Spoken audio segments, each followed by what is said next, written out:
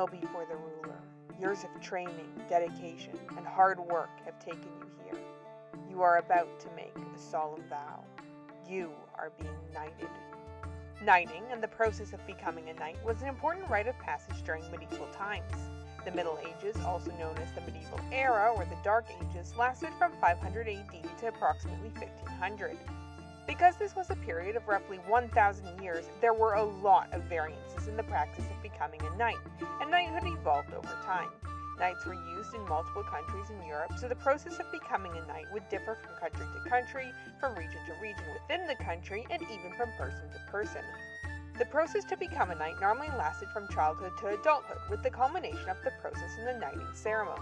According to an article by Patty Wigington, only men were granted the title of knight.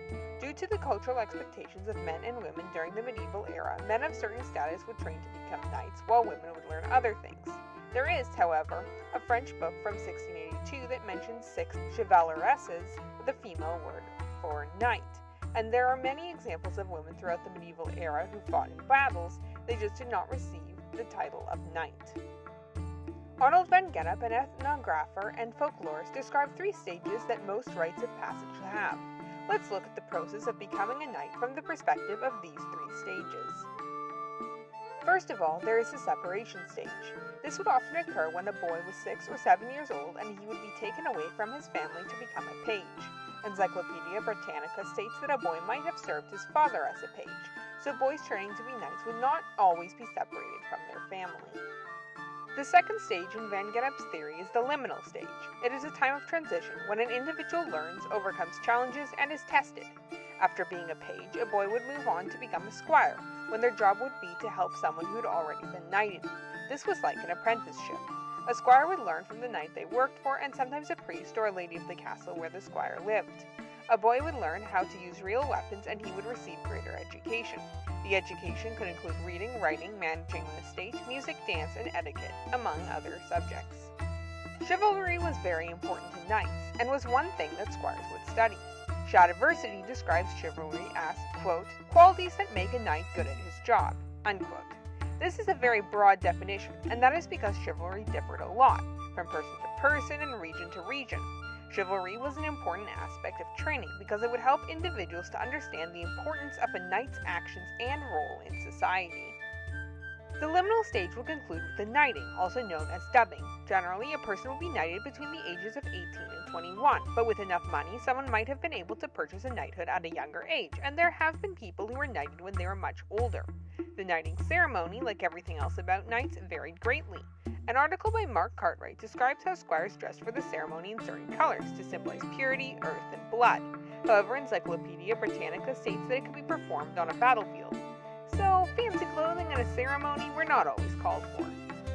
The knighting was like a nested rite of passage of the process to become a knight itself, and, depending on the type of knighting ceremony, could feature a period of separation, seclusion, and transition, and finally incorporation back into society. The actual knighting could be done by a knight or king, and there were various methods individuals would use to knight a squire. A sword may be held over the squire's head, the sword could touch the squire's shoulder once, twice, or 3 times. It could be a slap with a glove, or a heavy blow called an accolade. Whichever method was used, the symbolism of the act was the same. This was the last blow the man would ever receive without retaliating. A few words might also be said, possibly specifically written for the man being knighted. Van Gennep's final stage is incorporation, when the squire is no longer a squire but a knight.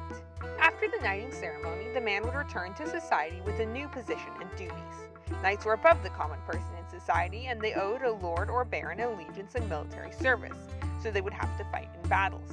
However, much of their time was not spent fighting. Knights would act as law enforcement in their area and had to manage pieces of land. With the elevated position came greater tax.